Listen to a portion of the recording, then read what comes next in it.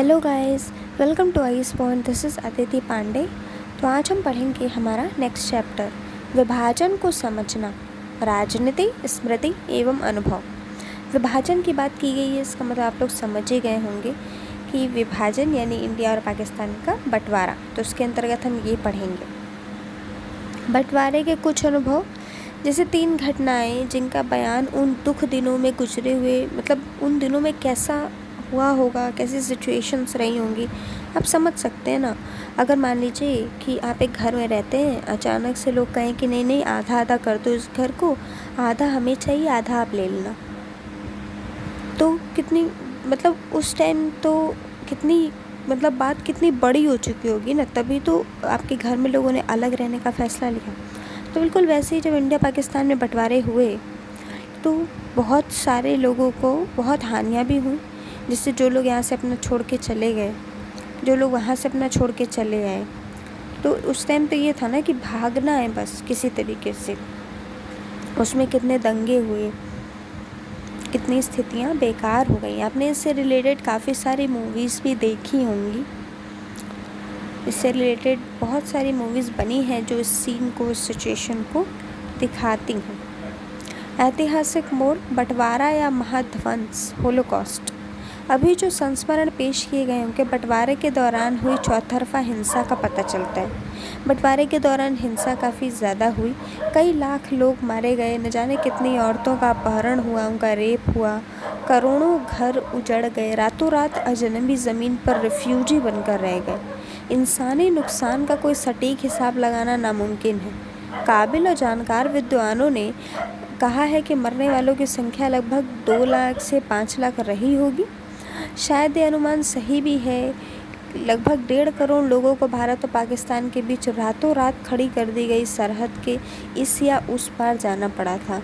जैसे ही उन्होंने इस छाया सीमा, दोनों नए राज्यों के बीच सरहद औपचारिक आज़ादी के 2 दिन बाद तक भी अधिकृत रूप से तय नहीं थी, उससे ठोकर खाई, वे बेघर हो गए। पलक झपकते ही उनका माल आसपास हाथ से जाते रहे, दोस्त रिश्तेदार बिछड़ गए, वे अपनी जड़ों, मकान, खेतों इत्यादि से अलग होने को मजबूर थे। उस वक्त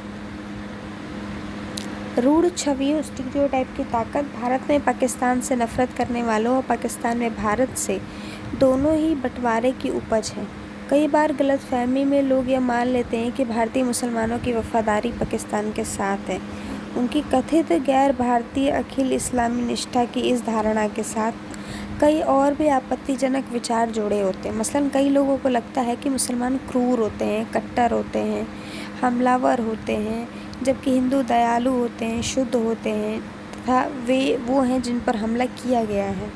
पत्रकार R.M. मर्फी ने अपने अध्ययन में दिखाया कि पाकिस्तान ने भी इस तरह की रूढ़ छवियों की कमी नहीं है। उनका कहना है कि कुछ पाकिस्तानियों को लगता है कि मुसलमान निष्पक्ष, बहादुर, एक ईश्वरवादी होते हैं और मांसाहारी, जबकि हिंदू काले, कायर, बहु ईश्वरवादी और शाकाहारी होते हैं।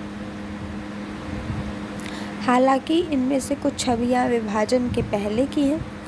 अब जब 2 लोग अलग हुए तो कोई तो कारण हुआ होगा ना, बिना किसी कारण के कोई क्यों ही अलग होता है।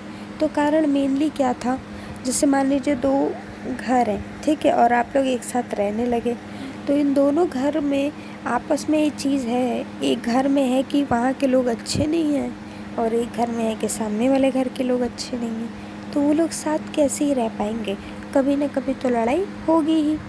एक लंबे इतिहास का अंतिम चरण आइए जानते हैं।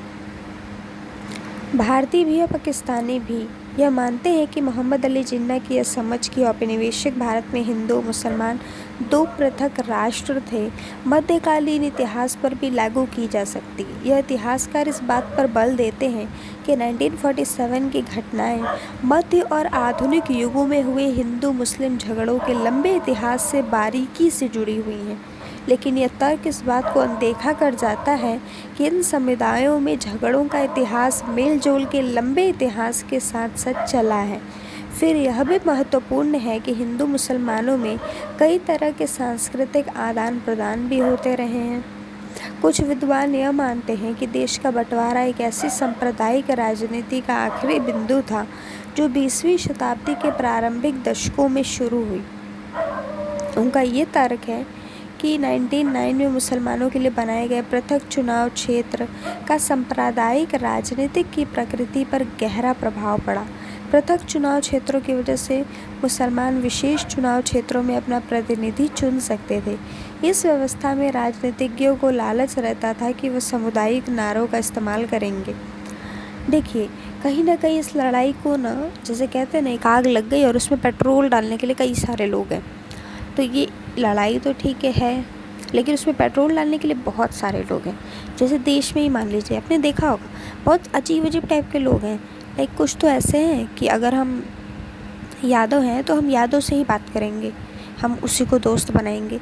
उन्हें कोई यादव मिल जाएगा ना तो उससे कुछ ज़्यादा ही उनकी सिंपैथी दिख रही होती है, ठीक है। कुछ लोग अगर मान लीजिए ठाकुर हैं तो वो ये हैं कि हम ठाकुर से ही बात करेंगे। उन्हें कोई ठाकुर कहीं मिल जाए तो उनके प्रति उनका प्रेम उमड़ उमड़ के चला आएगा, भले वो अनजान हो, इससे कोई फ़र्क नहीं पड़ता लोगों को। तो मतलब ऐसी गिरी हुई मेंटालिटी के भी बहुत सारे लोग हैं। भाई इंसान देखो ना, इंसान मिल रहा है ना हर जगह, ये बहुत है। अब उसमें क्या कि ये मिलेगा तो ही हम दोस्ती करेंगे, ऐसे लोग होंगे तो ही हम दोस्ती करेंगे, अन्यथा हम नहीं करेंगे। इतनी गिरी हुई सोच लेके आप कहाँ जाओगे, क्या बनोगे आप ऐसे, अगर आप इतना बुरा, इतना गिरा हुआ सोचते हो तो। हाँ ठीक है, हम मानते हैं एक जाति है, ओके कोई बात नहीं, आप अपने कल्चर की पूजा कीजिए, जो भी आपका धर्म है आप उसका पालन कीजिए, लेकिन उसके आधार पे कि हम इस समुदाय में हैं। मान लीजिए तो वही बात हो गई ना कि हम बचपन से अगर किसान हैं तो हम किसान वाले लोगों से ही बातचीत करेंगे, हम कभी बिजनेसमैन से बातें नहीं करेंगे, तो ना ही हम कभी वो चीज़ बन भी तो नहीं पाएंगे ना। तो अपने ग्रुपिंग से थोड़ा बाहर तो इंसान को जाना ही चाहिए, ठीक है। अगर आप बाहर रह रहे हैं तो सबसे मिलिए, ये कौन सी बात होती है कि हम जो हैं हम उसी से बात करेंगे।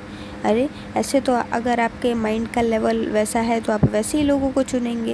अगर आप कुछ ज़्यादा से कभी मिलेंगे ही नहीं तो आपको कैसे पता चलेगा कि दुनिया कितनी बड़ी है।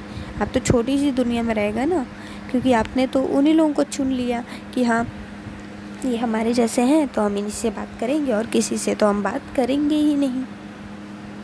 तो ऐसे भी बहुत से अजीब सोच वाले लोग हैं और कहीं ना कहीं यही लोग वजह बनते हैं ना, ये कुछ ज़्यादा ही ये जो भेदभाव है ये ऐसे टाइप के लोग बहुत बढ़ाते हैं। अच्छा, आपके पहचान में है क्या कोई ऐसे जो कहते हो कि मतलब जो ऐसा कोई हो जिसको अपनी ही जाति का लोग मिले तो कुछ ज़्यादा ही खुश हो जाता है वो इंसान। मुझे तो ऐसे लोग बिल्कुल पसंद नहीं आते हैं कि ये कौन सी बात होती है, आपको अच्छा इंसान मिले तो आप खुश होइए, चाहे वो किसी भी जाति का हो, इससे कोई मैटर नहीं करता, इससे कोई मतलब नहीं होना चाहिए। और जब तक इससे मतलब है तब तक तो आप फिर उन्हीं चीज़ों में फंसे हुए हैं ना, तो फिर आप कहाँ ही ज्ञानी हुए। ये कैसा ज्ञान है जो आपको ये तक नहीं सिखा पाया कि आपको इंसान की पहचान करनी है, उसके नाम की नहीं। सांप्रदायिकता से क्या अभिप्राय है ये जानते हैं? हमारी अस्मिता के कई पहलू होते हैं। आप बालक हैं या बालिका, आप युवा भी हैं, आप किसी गांव, जिला, प्रांत के निवासी हैं, आप कुछ विशेष भाषा भी बोलते हैं, आप भारतीय हैं परंतु आप विश्व नागरिक भी हैं। परिवारों को आय में फ़र्क होते हैं, इसलिए हम किसी न किसी सामाजिक वर्ग के सदस्य होते हैं। कोई ना कोई धर्म हमारी ज़िंदगी में महत्वपूर्ण भूमिका निभाता है।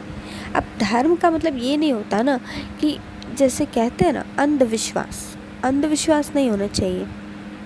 विश्वास बहुत बड़ी चीज़ है। लोग कहते हैं ना विश्वास पे ही दुनिया कायम है। अगर आप विश्वास रखेंगे, आप ठीक है, आप जिस धर्म में जन्म लिए आप बहुत अच्छी बात है, आप उसकी पूजा कीजिए, जो भी उसमें लिखा है वो करने की कोशिश कीजिए। इसका मतलब ये नहीं कि आप एकदम अंधविश्वास के राह पे चले जाए ना। जैसे देखिए हिंदुओं में पूजा होता है, ठीक है, आप पूजा कर रहे हैं तब तक तो ठीक है, आप पाखंड करना शुरू कर देंगे तो गलत हो जाएगा।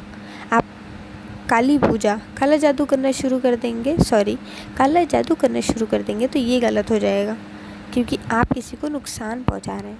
जब तक आप पूजा किसी के भले के लिए कर रहे हैं, अपने भले के लिए कर रहे हैं, लोगों के भले के लिए कर रहे हैं, तब तक वो पूजा धर्म मानी जाती है, तब तक वो धर्म पूजा ही होगा, ठीक है। जहाँ किसी की बुराई आ गई कि भगवान जी ये अच्छा नहीं है, ये मेरे साथ अच्छा नहीं करता, आप इसको सजा दीजिए, अरे वो आपके बड़े भैया हैं कि आप किसी से मार खा के आके बोल रहे हो आके जाके मार दीजिए, तो जाके मार देंगे। गलत होगा तो बिल्कुल उसके साथ गलत होगा, आप शांत रहिए। अगर वो सही है तो उसके साथ गलत नहीं होगा, आपके साथ गलत होगा। देखिए कहाँ खो गया ये पेज।